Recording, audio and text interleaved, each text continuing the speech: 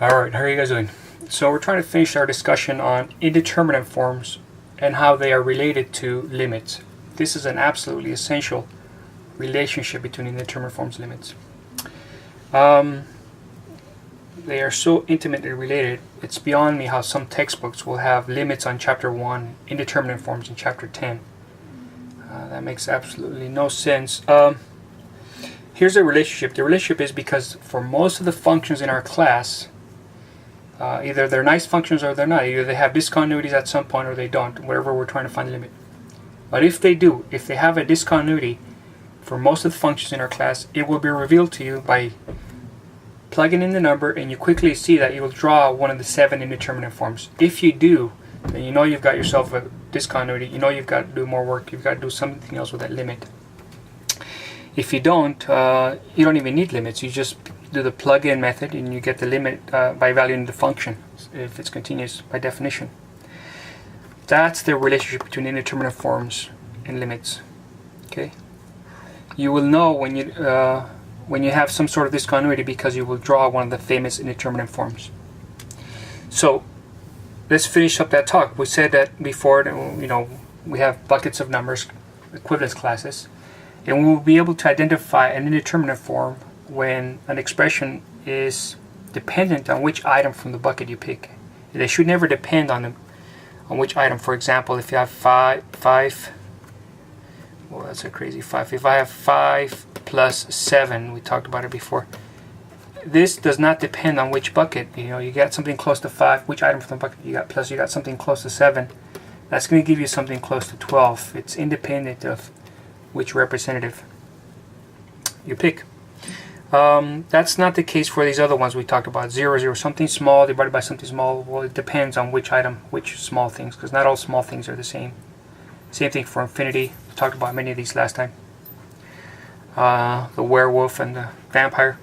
There's one more. There should be 1, 2, 3, 4, 5, 6. There's one more we should talk about, and that would be this one. Suppose I have 0.7 and I raise this to the infinite power. That would mean 0.7 times 0.7 times 0.7 times 0.7, infinite many times. Every time you get 70% of what you had before.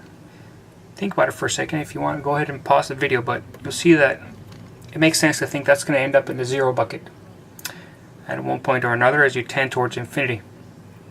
That's not a problem. You can even do 0.87 to the infinity. That's pretty easy to do. You get 0. In fact, after you do a few of these, you realize that, in fact, if this guy is smaller than 1 in absolute value, that's the base, you can end up at 0. And similarly, if you have something that's larger than 1 and raised to the infinity, that's going to grow and grow and grow and grow. Unbounded. It'll grow all the way to infinity.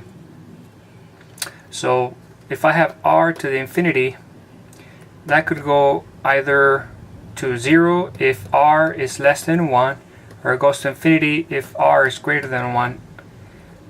But something interesting happens here. What would happen if you have 1 raised to the infinity? And remember, we're no longer thinking about 1 as just 1, but the bucket of all the things that are really, really close to 1, and you're going to raise that to the infinity. Here you must say, whoa, I think it depends, because 1 is the cutoff, right? Anything to the left of 1, like 0.99, that would go to 0. Anything to the right of 1, like 1.001, that would go unbounded. How about things that are, both things are in the bucket? So it would depend on which representative you pick. This is the only bucket that contains both things that are slightly under 1 and things that are slightly over 1. And by slightly, I mean really, really slightly. That makes this one of the famous indeterminate forms. That's the one that was missing, 1 to the infinity.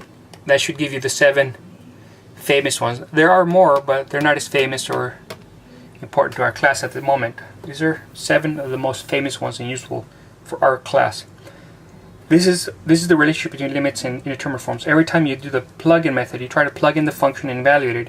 If you draw one of these, then you know you've got an indeterminate form. You know that you've got to do some other technique other than just you need limits, the power of limits. Which brings us to the next point, how good are your limit skills? We will now take the rest of this little lecture here to review some of the basic techniques to find limits, and this establishes the need for limits. Limits will be exactly the cure for every one of these indeterminate forms. It will be able to it will be a way to resolve what each of these is.